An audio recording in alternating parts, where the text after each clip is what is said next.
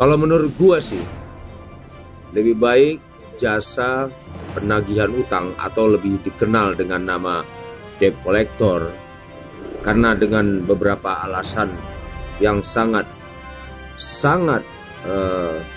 membuat masyarakat tidak tenang, mendingan lembaga liar tersebut dibubarkan saja.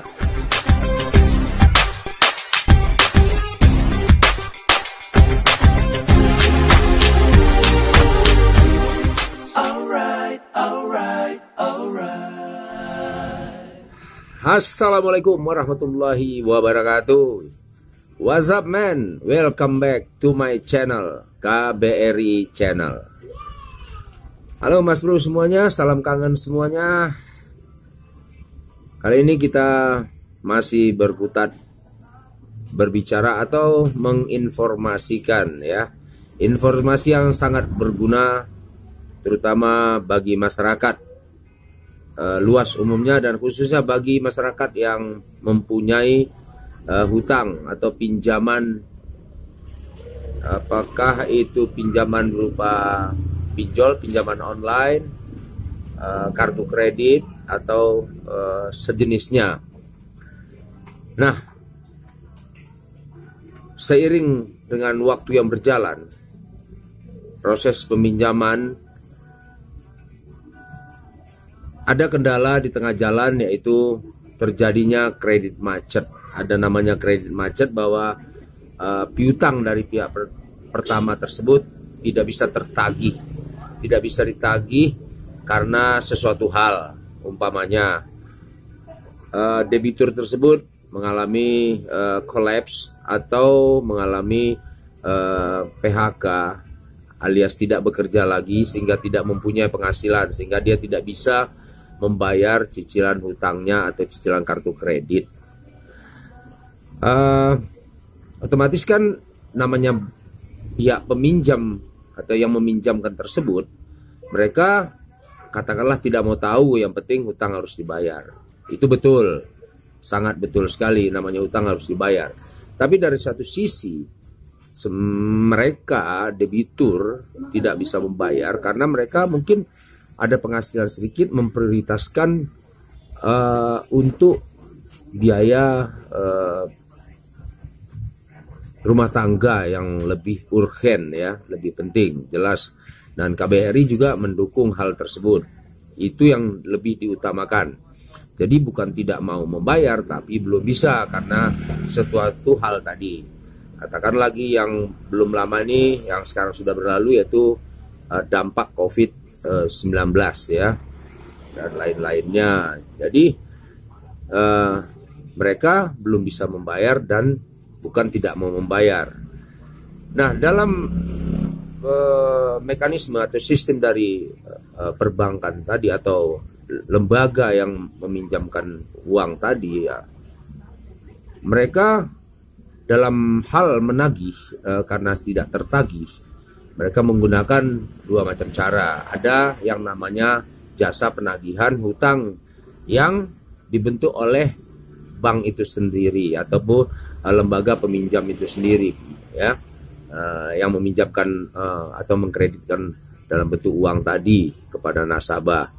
Nah, mereka yang notabene-nya digaji oleh bank tersebut, yaitu jadi karyawan bank tersebut dengan disiplin yang cukup tinggi dan mempunyai etika, kemudian paling tidak mempunyai disiplin ilmu ya, pendidikan, yaitu S1. Nah, kalau jasa penagihan yang dari bank tersebut, mereka menggunakan sistem atau cara-cara menagih dengan persuasif, dengan cara-cara yang polite, yang sopan, yang berberi kemanusiaan. Nah, apa yang dikatakan bahwa yang kita katakan tadi tidak membuat masyarakat nyaman ketika ditagih hutang mereka, yaitu yang dilakukan oleh oknum-oknum penagih atau jasa penagihan hutang di luar dari lembaga yang ada, divisi penagih hutang yang ada di bank. Artinya bank membuat kontrak, suatu kontrak kerja dengan pihak lain. Apakah pihak lain itu juga resmi, legalitas, punya legal atau enggak kita nggak tahu, tapi mereka menguasakan juga menguasakan entah resmi atau enggak. Karena kenapa kita bilang tidak kuat hukum yang ataupun ikatan kerja antara bank dengan pihak luar itu, atau disebut debt collector itu, karena ketika terjadi sesuatu pihak bank tuh angkat tangan biasanya, nggak mau tahu.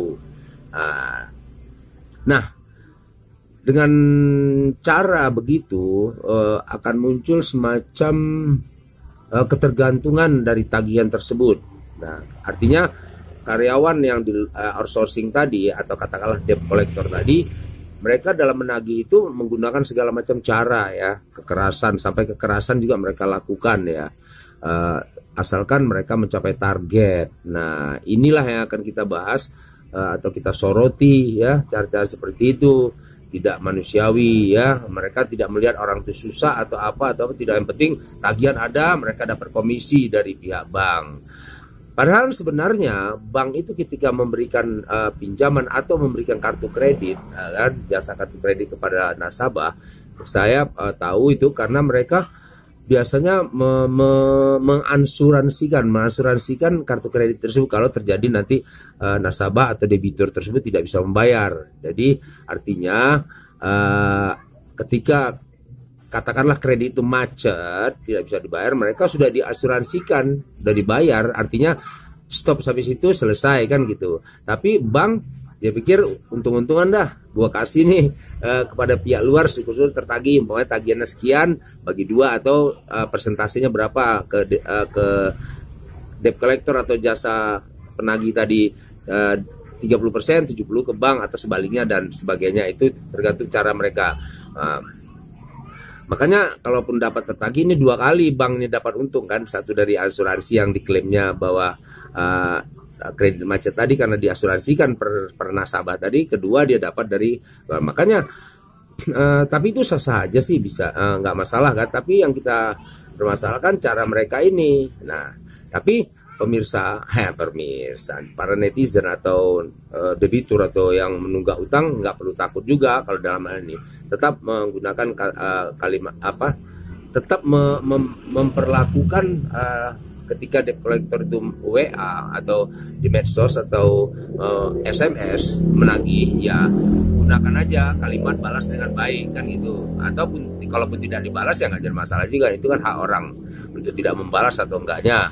Kalaupun mereka datang ke rumah, ya terima dengan baik, tanya identitas segala macam. Kalau mereka sudah semakin berani atau semakin tidak menentu, baik menggunakan kata-kata kasar atau bahkan menggunakan kekerasan, itu para debitur bisa melaporkan ke RT setempat dulu atau perangkat desa atau ke Koramil atau petugas atau aparat kepolisian, karena di situ ada undang-undang sudah mencemarkan nama baik atau pasal ketidaknyamanan, itu mereka bisa dipidanakan.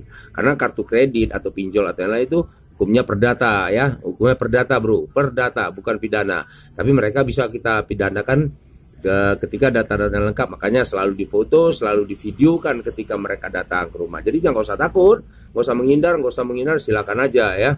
Kalau mereka mau datang silakan aja datang, bilang gitu ya kan? Nggak usah menghindar, yang penting jelas apa-apanya. Nah ini susah ya diatur ya. Kalau menurut gua sih kesimpulannya gini aja, mendingan dibubarin aja nih para debt collector liar ini atau para debt collector yang bekerja sama dengan bank itu outsourcing, yang sah atau tidak sah kita nggak tahu. Mendingan dibubarin aja, lebih baik dibubarkan. Mendingan bank-bank yang mengkreditkan atau mempunyai debitur yang kreditnya macet ditagih oleh para debt collector atau jasa penagihan yang dibentuk oleh bank itu sendiri, orang dalam, istilah divisinya ada divisi penagihan. Itu mereka jelas karena punya pendidikan, punya sopan santun, mereka diajar cara menagih yang baik ya, saling menghargai kan begitu. Nah, tapi kalau yang namanya debt collector luar ini, entah siapa aja itu dari mana, pokoknya asal berani, punya nyali gede, badan gede, sangar, nakut-nakutin ya, atau menggunakan bahkan menggunakan, ada juga yang menggunakan ngancam-ngancam pakai senjata atau apa, tinggal difoto, divideokan, laporkan gitu. Yang penting data-datanya lengkap, laporkan, mereka bisa dipidanakan. Sudah banyak yang dipidanakan dan sudah banyak yang masuk penjara. Tapi yang penting kalau bisa diimbau kepada pemerintah atau dalam hal ini apakah Kementerian Keuangan atau OJK yang berwenang untuk mengajukan ke presiden atau apa, untuk supaya para penagih hutang liar ini dibubarkan saja, dan disarankan kepada pihak bank supaya tidak bekerja sama lagi dengan lembaga-lembaga liar tersebut ya. Saya berani katakan liar, memang keabsahannya atau legalitasnya kayaknya nggak ada itu para lembaga debt collector yang di luar daripada divisi yang ada di bank masing-masing atau lembaga yang meminjamkan atau mengkreditkan sesuatu kepada nasabah, begitu bro ya. Mungkin ini cukup sekian dulu tips ya, tips sore ini, tip yang simple ya. Harus berhati-hati ya kalau mereka datang, tanya yang penting identitasnya. Dan satu hal, di video yang lalu gue menyinggung juga supaya ketika mereka menyuruh menjual motor, mobil atau aset lah namanya kita punya untuk membayar kartu kredit atau pinjol atau disarankan supaya tidak melaksanakannya. Jangan mau disuruh menjual aset, nggak ada urusannya sama aset di rumah, itu aset keluarga ya. Kita minjam ya kita bayar, kalau ada uang kita bayar, kalau belum ada ya udah nggak usah dibayar. Nanti juga ada istilah dalam accounting, dalam ilmu accounting ada namanya penghapusan piutang. Penghapusan piutang. Ya kalau memang nggak kerja-kerja ya udah tunggu aja, itu nanti ada, karena ada penghapusan piutang, dan mereka nggak bisa maksa, nggak bisa ini karena ini masalah perdata. Oke bro, mungkin sini kayaknya mudah-mudahan ini sudah lengkap ya informasi yang KBRI sampaikan ya. Semoga ini bisa bermanfaat bagi kita semua, dan kita ingatkan kepada para debt collector liar itu jangan sekali-sekali menggunakan kekerasan atau apa, karena Anda akan berurusan dengan pihak yang berwajib dan Anda akan menginap di hotel Prodeo ya.